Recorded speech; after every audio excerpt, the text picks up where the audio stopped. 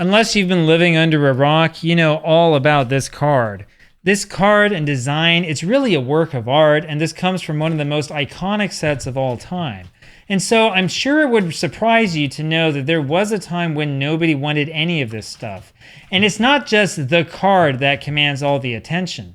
In fact, it wasn't long ago that a store advertised on Facebook brand new 1988 Fleer basketball packs for only $225 each. That's right, I'm not talking $225 for like a box, no, $225 for one pack. And this is for a pack of cards that nobody wanted back in 1988 when they first came out. And I'm not kidding when I say that nobody wanted basketball cards back then, right? The story of basketball cards in the 1980s in itself is pretty wild, and it kind of nicely mirrors the insanity that was common in the NBA in general back in those days. So hey, let's dig right into it. We can start with 1979 Topps, which is actually one of my favorite basketball card sets of all time. These cards just feel like basketball cards to me, thanks in large part to the excellent design. And while some of these guys might not be household names today, they were pretty well known at that time, and you would know all about them if you would watch older basketball games. Now, I'm going to be honest with you guys, 1979 Topps basketball is one of my favorite Topps sets of all time from any sport, from that era, hands down. I love that set. I love the design. Everything about it's great. I haven't seen any bad cards from that set. But the problem is that the set just did not sell well. Now, it didn't sell poorly because, nobody liked the set. No, it's because nobody liked the NBA in 1979. The NBA was hugely unpopular back then. Of course, this is back when even NBA Finals games were shown on tape delay. You had spectacular stars in the NBA in that 1979-80 season, but the league really struggled to draw any fans. While a lot of commentators at the time claimed that the problem was racism, I think that there were also some concerns about rampant drug use around the league. But honestly, I think the biggest problem is just that not enough of these games were on television. But the thing is, it hurt Topps right where it counted, right? In the pocketbook. And so the 1980-81 Topps basketball set was totally changed, and it was nothing short of bizarre. I mean, I don't blame you if you happen to like these cards. Personally, I think that the cards are ugly, though, and that the design is awful. The next year's set had bizarre distribution, and the world of Topps basketball cards started to fall apart right around this point. In fact, this was the last Topps basketball set until 1992, believe it or not. Now that right there tells you just how much the NBA was struggling. Sure, Magic and Bird were legends, and they were in the league by that point, and everybody following the sport knew about them, right? But the thing is that their rivalry really did not blow up until '84 when they finally met in the finals. And the international explosion in the popularity of the NBA, that was a product of the Dream Team, which is, 1992, right?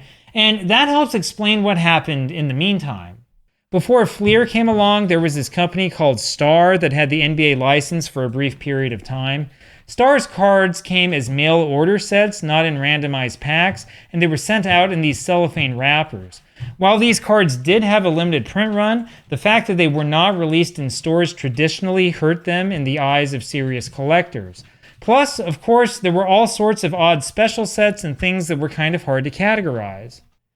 Now, as most of you guys know, especially if you saw my video on the subject from 2 years ago or whatever, there is some controversy about this, right? You see, the true Michael Jordan rookie card, when you're talking the first one, that would be his Star rookie card.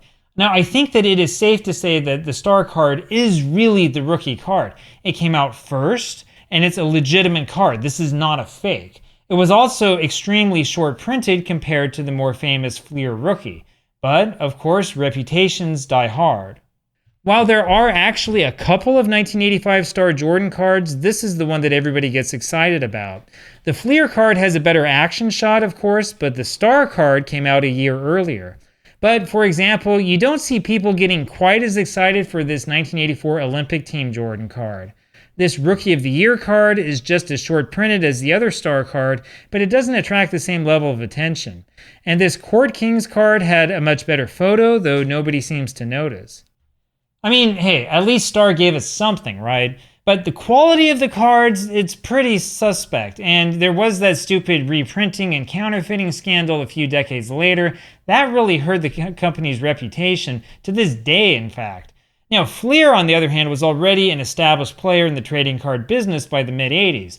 In fact, Fleer actually is an older company than Topps, or was an older company than Topps when it was still around, though the thing is that most kids in the 1980s didn't realize that.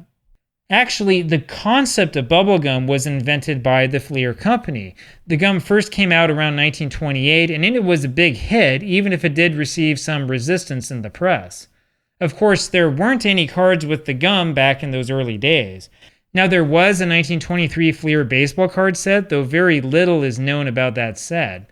And it seems that these came with a package of Bob and Fruit Hearts. I'm not sure what that is, but not bubblegum. So Fleer didn't quite get into the market before, like Goudy Gum and Bowman and all the others.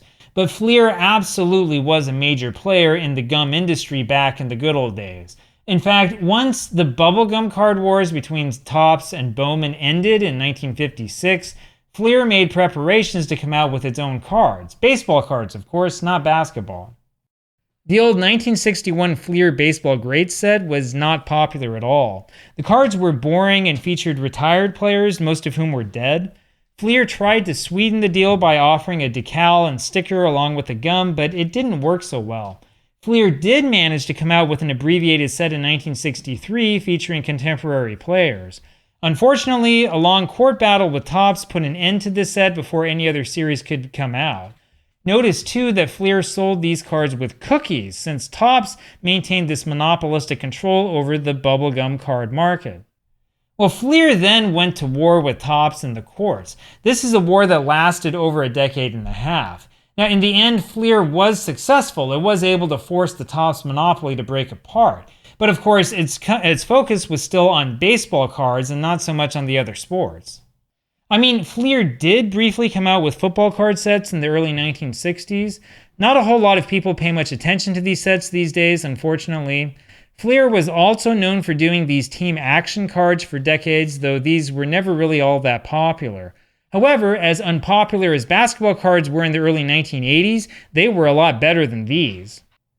Now, the early 1980s baseball card sets by Fleer and Donruss were less than ideal, especially the 1981 sets. 82 sets also had some issues. Actually, both companies' sets had some problems.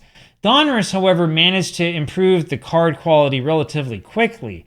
Fleer cards, on the other hand, sort of stagnated for a little while. And that's why it's kind of odd, at least to me, that Fleer wound up being the company that brought basketball cards back to the shelves. I mean, it's not like 1985 Fleer Baseball is an awful set or anything like that. It's a little bit strange to see such a sparse back, but it wasn't awful.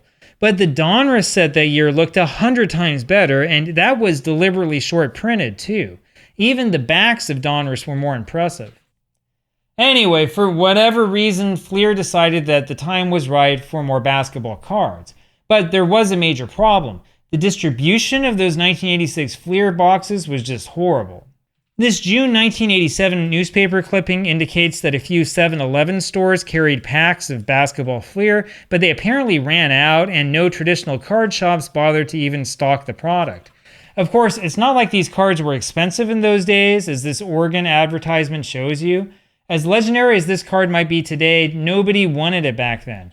The collation of those old packs was absolutely awful as well. You could tell every card in the pack because the numerical sequence was predictable. The whole thing has been mapped out, and you can follow the map online if you somehow manage to get your hand on an unopened box. And with 36 packs to a box and 12 cards to a pack, you should get about 4 Jordans on average per box. So no wonder it's so expensive, especially since like PSA 10 Jordans go for like $500,000 these days, right? But of course, that wasn't a thing at all back in the 1980s. In fact, most people didn't even know that this set was released. I couldn't find any newspaper articles talking about like the return of basketball cards or something like that. And the few people that were paying attention to this could buy as many packs or boxes or cases as they wanted, assuming they could even find them for sale. Of course, the other reason the 1986 Fleer boxes and cards are so valuable is because of all of the great rookie cards. Each of these players, or most of them, had star cards in the past, but the star cards were obscure and they were mail order only. The Fleer cards also just looked better. In fact, these look a lot better than the baseball cards that Fleer had issued the same year. And so Fleer basically did whatever it wanted to in the basketball card market. Unfortunately, though, the subsequent 1980s Fleer sets looked a little bit less than spectacular. In hindsight, I kind of wish that Fleer would have stuck with this design with the red, white, and blue. The 1987 Fleer set just looks dated, in my opinion. The photography is not quite as epic, and the design of the cards just feels weird. Magic's card looks cool, but the rest of these kind of stink. Now, I don't fully understand what these companies were doing with card design back then. Like, I vaguely remember the late 1980s. I was like 4 or 5 years old. The early 90s, I remember a little bit better. I do know that some of these design decisions during this junk wax era were a little bit strange and controversial in hindsight. It feels like all of the, talented graphic designers went away for a couple of years, and then they suddenly came back as soon as the digital era began. And then you've got the 1988 Fleer set that we just saw, the one with the $250 packs. I mean, it would be nice to have a Pippen rookie, sure. Of course, there's that little fact that they spelled Scotty's last name wrong on the back, but whatever. Despite a nice crop of rookies, these cards have never really been all that popular, largely because they look really strange. I'm not sure who came up with this design, but I sure hope that they didn't stick around for long. Now, Fleer did have a set in 1989 as well, of course, but that set was completely overshadowed by Hoops, which is the company that really broke the market for basketball cards wide open. I mean, at least the 1989 Fleer cards look normal. Actually, the backs of these cards, they look a little bit more than normal, right? These are probably the best Fleer backs that we've ever seen. The photography is still kind of boring, though at least there are some sort of action shots, and it's always nice to have a rookie sensation card, isn't it? There were a lot more of these Hoops cards out there, though, and this is where the modern world of basketball card collecting really began. I mean, this Jordan will never be worth $500,000, but at least you've got a good shot at owning one. As legendary as those scarce Fleer sets might be, I seriously recommend just going for 1989 Hoops instead. Now, the thing that you might not realize is that Fleer didn't really make that many more base basketball cards set after the 1989 set. It gets complicated because they had a whole bunch of like Fleer this and Fleer that or whatever, but just Fleer cards, there were only a couple of years and then they were gone. The company put a lot more attention on its Fleer Ultra line. This was the high-end line that was designed to compete with Upper Deck. And if you look back at the cards themselves, you'll see that the reason's pretty obvious. Fleer's base sets seem to always suffer from design flaws. The backs of the 1991 sets looks fine, right, but the fronts look really strange. The design team was fascinated with all of these like pillars and columns and colors and stuff. Ultra, meanwhile, featured amazing looking sets like this. This is one of my favorite basketball sets of all time. The fronts and the backs are spectacular, though you need to be careful about these glossy cards sticking together after all these years. I swear that there are no weak or bad looking cards anywhere in this set. And for obvious reasons, the Ultra brand became the focus of Fleer's attention afterwards. Well, up until Fleer's demise, that is. The thing is that Fleer didn't remain independent for very long, and it wound up going through several different bankruptcies over the years. So to give you an idea, the comic book company Marvel, you've heard of them, that company bought Fleer in the summer of 1992 for about $265 million, which seems crazy even in today's market. There was also litigation associated with that purchase, which meant that there was a lot of money spent on lawyers. By 1996, Marvel was in major financial trouble, and Fleer's cards were not selling. Marvel wound up selling Fleer in 1999 for only $30 million. And of course, in 2005, Upper Deck bought out Fleer for about $6 million at an auction. Alright, so wait a minute. So this company sold for $265 million in 1992. I don't even know what that is in today's currency. Like, you look it up, let me know in the comments. But then in 2005, it was worth only $6 million, right? Like, if you look at the stock market and how things progressed from 92 to 2005 in the United States, you would see the line going up, right? The whole line goes up concept. Well, Fleer stock went like that, right? It went like straight down and as fast as possible. I guess that gives you an idea of how the market goes. We can blame the baseball strike of 1994, but we're talking like 2005 here, right? That's a pretty long time to feel the effects of the strike. It's one of those cases of here today, gone tomorrow, and you always see this in the history of these cards. But hey, at least we do have some really nice cards to go through from Fleer's heyday. When it comes to great and iconic cards, though, nothing beats that 1986 Fleer set. The later sets look kind of weird, but that 1986 set, that looks fantastic.